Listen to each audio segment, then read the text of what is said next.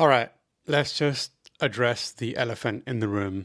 Xbox hasn't exactly put itself in the best light lately, but it did do something right. So it's time to give credit where credit is due. I have made it clear that I am not a supporter of an all digital future, but I also know that it's coming regardless how I feel. That all digital future is in many ways inevitable. But there's a good way to do it that is consumer friendly somewhat, and there's a bad way to do it. Sony is in the latter. It isn't taking the good approach, and you can watch my video about that to see my feelings on it. Xbox, meanwhile, seems to be taking an approach that is being received much better than its competitor. So let's break that down. One of Xbox's major announcements at Gamescom was a program that takes physical discs and unlocks a digital license for whoever has that disc. In Microsoft's own words, it's taking the benefits of digital media and making that available to those with physical media. And they're right, that's pretty much exactly what they're doing. The question for me currently, however, is whether that's the future that Xbox envisions, or if it's just a way to soften the landing of their own all-digital future that, when all is said and done, is going to leave Xbox gamers in the same place as PlayStation gamers. We'll get to that soon. But first, let's just break it down a bit. Most Xbox One and Xbox Series X games on disc will support this new feature, and it basically lets whoever has that disc claim a digital license by putting it into a console and launching the game.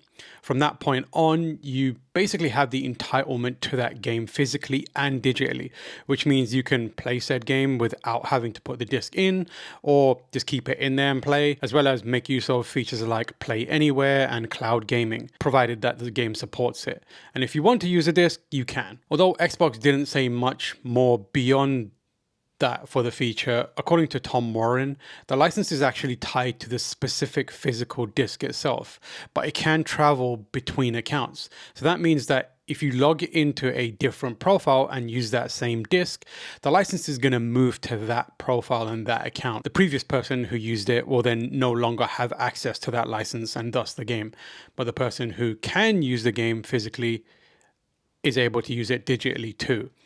To begin with, they said that thousands of games will support the feature, and Xbox is saying that it's going to continue to add more titles to the initiative going forward. And if you're an insider, you'll be able to test it from August 31st. So right out of the gate, this is a great move on Xbox's part. And on top of that, it's a very well-timed move. As mentioned, PlayStation has taken the more ruthless approach to its messaging around the shift to digital and basically ripped the band-aid off and yanked out a whole bunch of arm hairs and pissed everyone off while doing it. So right now it's being bombarded with no disc, no buy in the social media replies and in the YouTube comments and in Twitch live streams and pretty much any platform where people can express their distaste for the move. So capitalizing off that, Xbox's announcement is a much needed win for the platform that does a decent amount of work to start to restore some faith in it. It's pretty ironic that the two companies have basically swapped places from a few years back, where Xbox announced its very messy digital delivery and DRM services around the Xbox One, and then PlayStation responded with that video of Shuhei Yoshida and Adam Boyes sharing a physical PS4 games and then watching that go viral and kind of define the narrative around both consoles at that time. The thing that remains a question is, how does this initiative and feature set fit into the next generation of Xbox? Because make no mistake, the data that PlayStation cited and leaned on to justify a move to all digital and dump discs entirely makes a stronger case for Xbox to do the same thing. I believe it was cited that 80% of PlayStation games were being sold digitally. And for Xbox, according to Daniel Ahmed of Nico Partners, Xbox's slice of the digital sales pie is around 90%.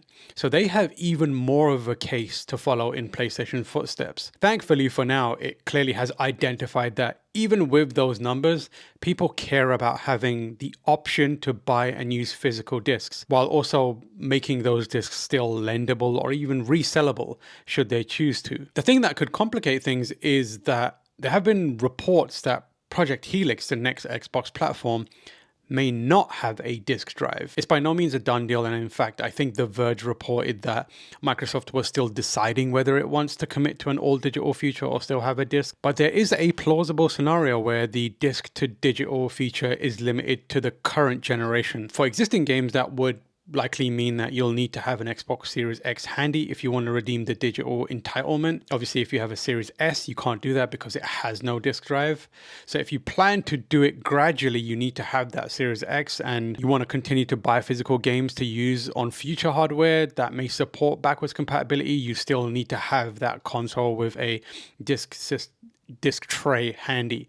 However, if there's no disk drive on the next Xbox console, Project Helix, whatever it's going to be called, that means it's limited to either the same feature won't be available on that platform, or they'll need to come up with some other mechanism that achieves the same effect. I think that it's a pretty pivotal moment in the image around Xbox and the rehabilitation of it in the eyes of gamers right now.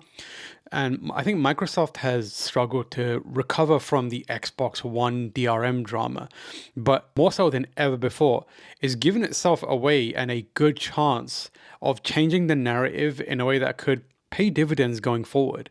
Xbox was at its strongest in the 360 era. That was when, for a lot of people, it was the de facto console for third-party games. I know personally that if I was buying a game, I was generally leaning towards the Xbox 360 if it was a third-party game, because things generally ran better on that console. The cell architecture and the general architecture of the PS3 was a bit of a mess for a lot of games, at least to begin with.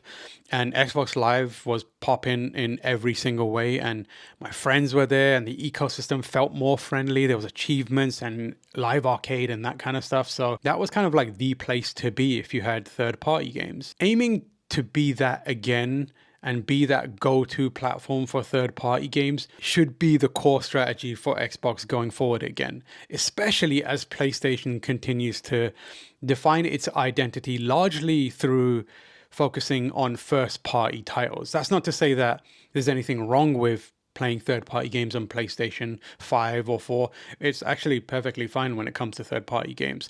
But there's an image developing around PlayStation that makes it feel like it's moving towards a closed ecosystem that could be of benefit to the Xbox. And the Xbox should lean into that, ideally by finding a way to extend the disc to digital feature to Project Helix, the next Xbox, and by continuing to keep older titles, maybe even going back to the original Xbox relevant. In a best case scenario, if they can make it so you can put any Xbox game in and have that license kick in, that would be a major deal. Like, imagine being able to grab an original Xbox game that is backwards compatible and just unlock it digitally by putting it into a disc tray or disc hole on the next Xbox console. That at the very least helps it stand apart from Sony's PlayStation physical initiative, and also the Nintendo approach, which is for the most part asking people to double dip if they want a physical and digital version. Either way, right now, I think it's a really, really good move on Xbox's part that also lends some credibility to the messaging that Asha Sharma was putting out about wanting to focus on Xbox players and put them front and center and make them feel like the platform is being made for them and the ecosystem is being developed for them. I also feel like, and this is a little wishful thinking, but this is probably the only thing, or things like this are the only thing that could pressure PlayStation into rethinking their own strategy. Again, do I think that's going to happen? No. But at least there's a small increase in the chance of it happening now. Certainly more than any of our complaining and getting into their replies and getting up their butts about it is going to do. Maybe in unison they can pull something off. But it's good to see Xbox making a well-judged decision right now and also kind of bring back that competitive spirit that has felt like it's been missing for a really long time now. And intentional or not, this feels like Xbox is going on the offensive a bit more, especially when it's had like multiple years of being on the back foot and kind of just smiling through the pain and kumbayaing it and being like, everyone's a gamer, we love everyone. This feels like it's starting to bare its teeth a bit more. And I like that. I think that competition could inspire a little more back and forth between the companies that could change the course of where things are going. But yeah, it's a good moment for Xbox, like credit where credit due, which is what I said at the beginning. Good move. Hopefully it's the first of many moves going forward. And yeah, that was just kind of like a quick thoughts and feelings on one of the major announcements from Gamescom. Yes, I'm wearing an eye patch, and it's not just because I want to be like big boss and cool. It's because I currently cannot see out of this eye very well. It hurts to look at any sort of light, so I'm having to be eye patch man for a little while. It'll be fine, I hope. I kind of need this eye. But updates on that in the future. While you're here, please do like and subscribe, and share the video if you can.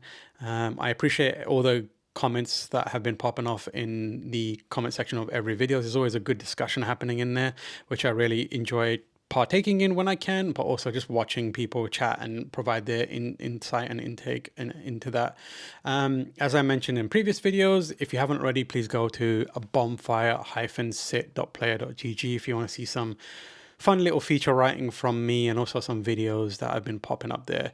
You can also find the Bonfire Sit podcast as well if you're into audio only feeds. Yeah, and if you spot any of my shorts on your Instagram/YouTube shorts or TikTok, please do give it a like and share it. Just trying to continue to plug away at having a little fun, making my own stuff, which I'm enjoying very, very much. And I will see you very, very soon. Peace out.